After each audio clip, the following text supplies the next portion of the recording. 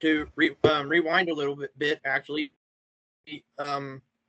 So one of the, now I could be wrong. One of the first projects that you actually did as Gary Goddard Productions was, like you mentioned, the Monster Plantation at Six Flags Over Georgia. Yep, it was. That was, like, as I said, we'd actually done one show before that called the Backwoods Bear Jamboree, and that's the first one they went to Al for. Because this guy in the South, Charlie Baker, his name's Charlie Baker, was a guy doing a thing in Gatlinburg, Tennessee, and he was building a big IMAX theater, and he wanted to have an animatronic bear show like the Country Bear Jamboree. And so he got in touch with Al, Big Al, and through Dave Gengenbach, who had been with MAPO. He was an engineer, and I think Dave got the call, and Dave called Al. And Al said, well, I don't know if I want to do another bear show. I already did that for Disney, and, you know, I don't know. And they'd already started on it. They were building some animatronic figures that were hideous. They were really, really bad, really bad. And but Al got involved, and then Al called me and said, hey, these guys want to do a bear show. You want to do a bear show? Because I don't want to do it unless, I mean, if you want to do the day-to-day stuff and take care of all this, then, but I'll be happy to chime in and work on the actual content and stuff and the gags. I said, yeah, sure, let's talk to them. So we had a meeting. They flew out, and you know, so we called ours the Backwoods Bear Jamboree, I think.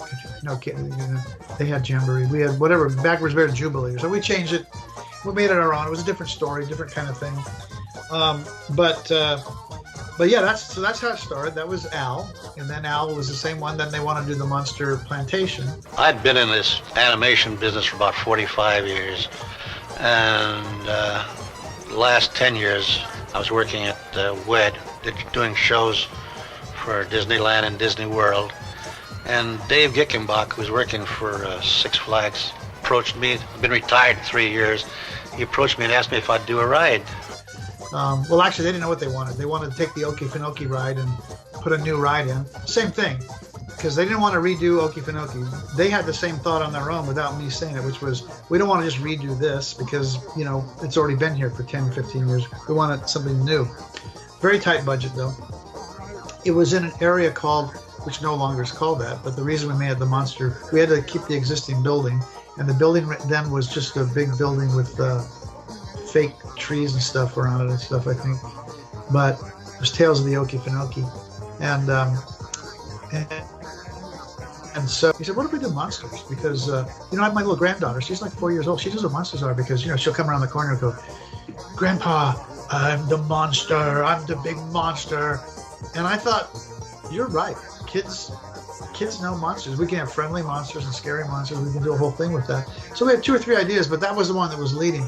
But it was going to go right in this area where the Okefenokee is, which at the time was called Dixieland. It's no longer called Dixieland, obviously. And so we thought, well, let's make it the Monster Plantation. There'll be a plantation, you know, in the South in Dixieland, and let's do that.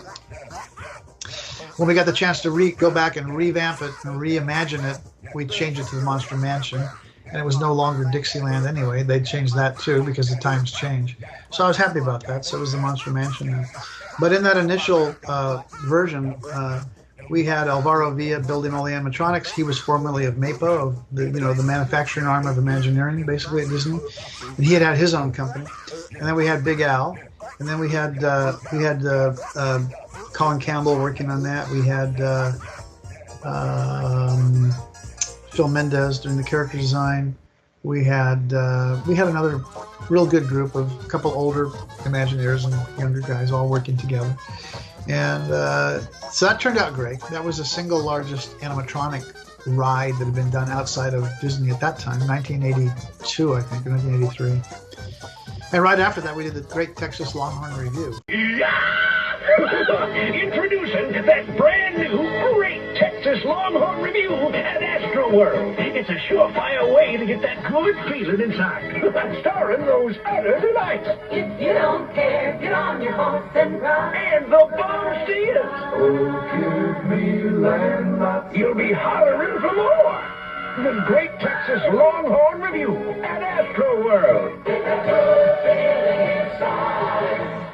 For the Houston Park, which was an animatronic show that was really, really, really funny, and I thought it was pretty good.